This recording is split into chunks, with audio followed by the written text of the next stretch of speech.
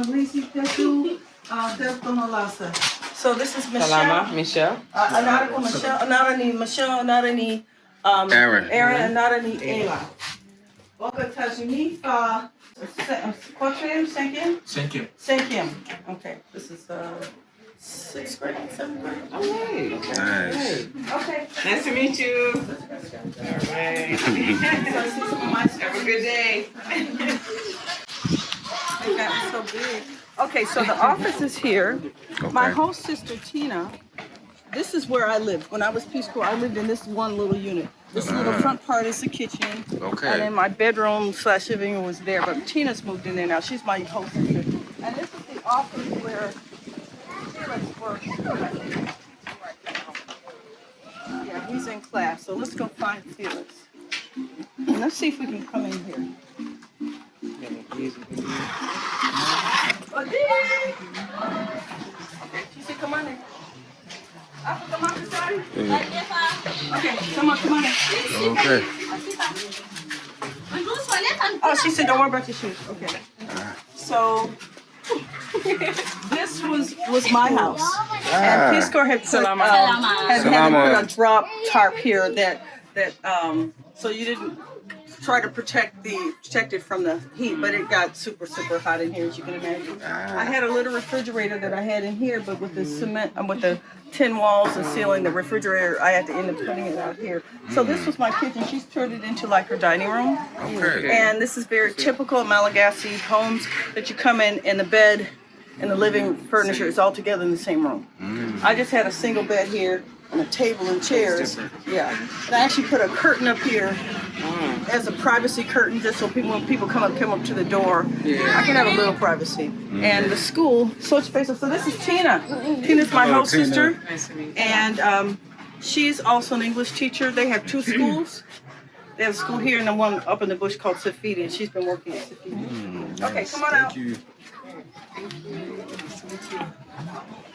So when I left a glorious garden behind, which is no longer here. Okay. And there was a wonderful garden here I had started.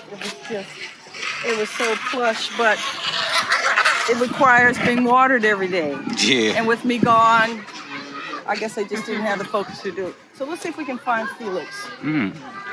So this is like kindergarten, 1st, 2nd, and all around here. So like you said you used to live here, like moving here from And in my bathroom, that was mine dedicated. Okay. My cabinet, my little seat. So this is too far away from the house for Peace Corps standards.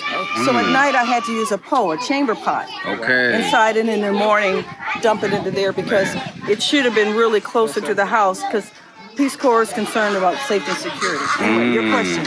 Yeah, I was gonna ask, like, how does it feel to like come from like America, then go join the Peace Corps, then like move to like a house like this? Like, what's that feeling of that first day?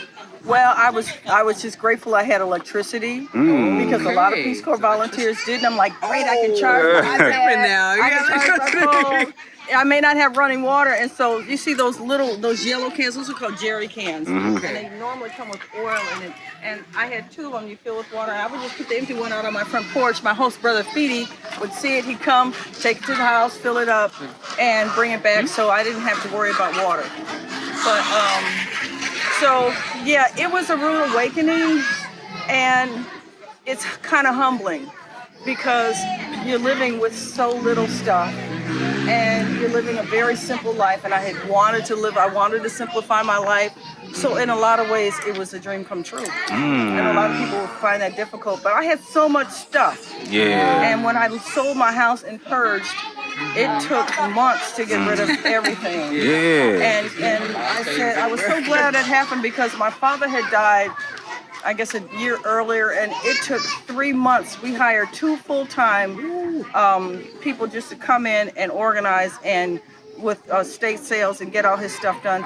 And I was not going to do that to my kids. So I said, no, let me purge my stuff now, so they never have to deal with that. So I wanted to ask another question. Is joining the Peace Corps at like an older age, are there any benefits to that? Is it good, or is it how would you recommend somebody doing that?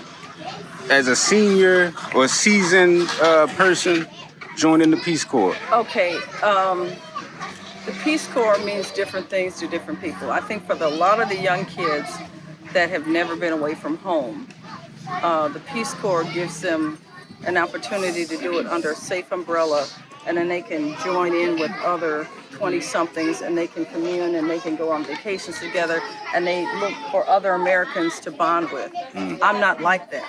I'm a loner. And so me being the only one in my stage who was older, I was ostracized to a great extent by some of the youngsters, which was fine, because I didn't really want to have anything to do with them anyway. Peace Corps volunteers bring drama. Everywhere they go, there's drama for your mama. And when they all came to Majenga to vacation, it was drama again. And I'm, Mama Lisa, can you help me? I'm like, you know what? So as an older person, if you're looking for the like camaraderie, it's available. But I think for a lot of mature people, we've been there, done that. We don't need all that, commune stuff, and we can just go out to try to make the world a better place in our own way. I highly recommend it. It's a great way to see the world on the government's dime. Peace Corps pays for your passport, because you get a separate passport, your visa, your transportation, lodging. I got a $200 a month stipend to live, and that's really more than most Malagasy people make.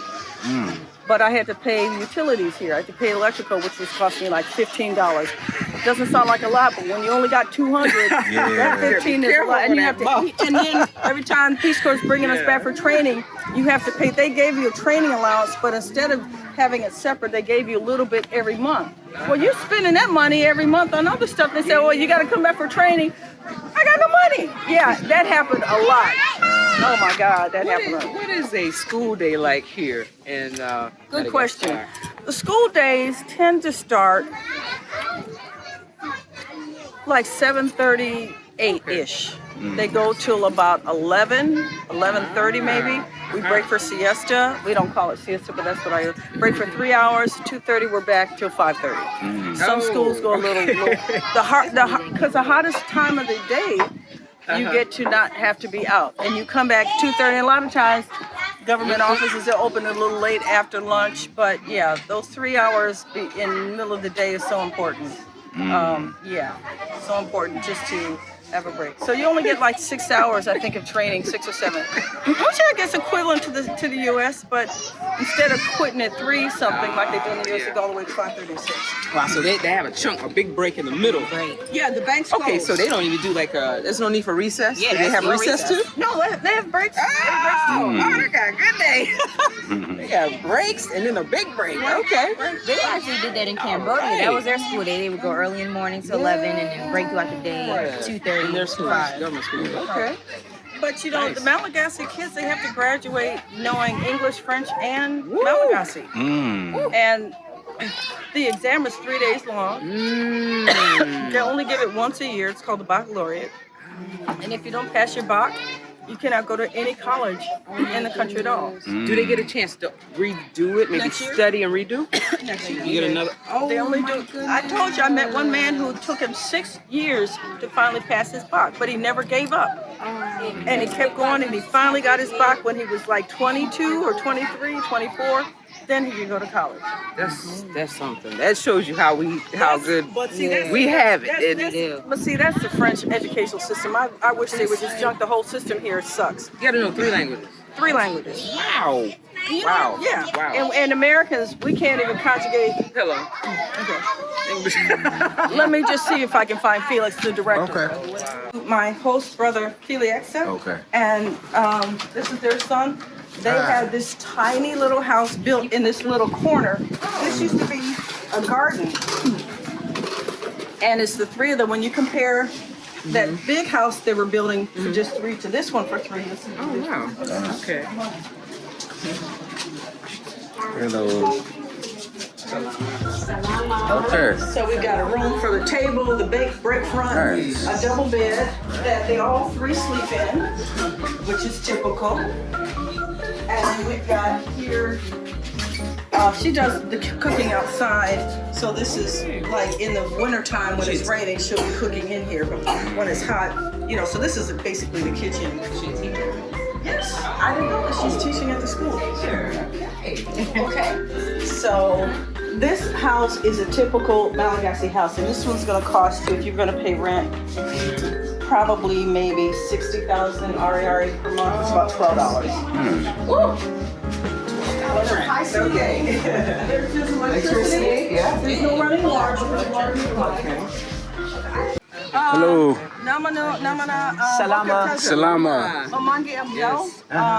Hivoka Antara Hariva. Arriba. He's my host for Peace Corps. All right. And they run this school. He owns all this land. Nice. Boca Ayanau. Boca Ayanau. Tuliara. He's from Tuliara, which is the southwest on the coast. It's just south of Madagascar, going down the west coast. Beautiful city I've never been to, but it's a different dialogue, dialect. Tuliara. Antandrui. Antandrui. Okay. So it's a different dialect. The sentence structure is the same, but a lot of the words are different. Okay. And sometimes it's an accent. Yeah. What? So is he a teacher? Are you a teacher? He's a director. Director. He owns the school. Oh, he owns the school. And All right. he's also teaching. He normally doesn't teach, but I think recently either they've had trouble getting teachers, and school just started yesterday. I imagine he's looking for a teacher, and he can get back in the office. Wow. But okay. Yeah. Maybe so. Arriba. Hariva, Sarah. Okay, this afternoon he's gonna take care of it. He's gonna go across the street to the Fukutani office, get that certificate of residence, like I showed you I had for Regis, so Regis can then get his ID card. Cool. Right. Okay. So nice to meet you. Yeah, nice to meet you. How do I say it? Fali ma fantatra. That means nice to meet you. Anariu. It's nice to meet all of you. Follow me on the job. Thank you. Hey, Salama. A lot of these students were mine when I taught here. I know I've been gone a lot of new faces, but I see some almost. So this is Troisième, Katia, Cinquième. Cinquième. Sixth grade. No, sixth level, which is third Level grade. 6. Okay. Oh, Fifth grade. Okay. Which is actually sixth grade. Fifth level is sixth grade. It's reversed. Okay. It's reversed. Okay. All right. Salama.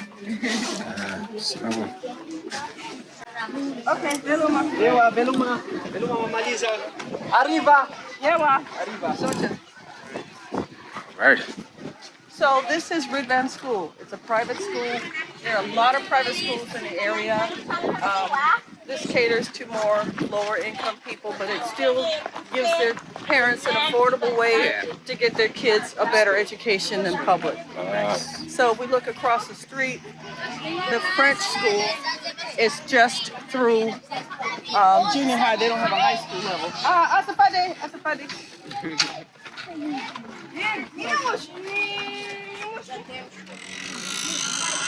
Yeah, they're building another building here. This place is phenomenal. They have a lot of students living on campus. The tuition is $500,000 RERE per month per child. And my friend Olivia, she's got 2 kids going here. If you can afford it, people do it. They have arts and crafts. They've got a lot of things in their curriculum that are outside the standard curriculum because they can afford to do it. Okay, that's 119 USD. Yeah, per child. Oh, that's a lot, but by Malagasy standards. When you figure Malagasy minimum wage is $250,000, and they're charging $500 per month per child.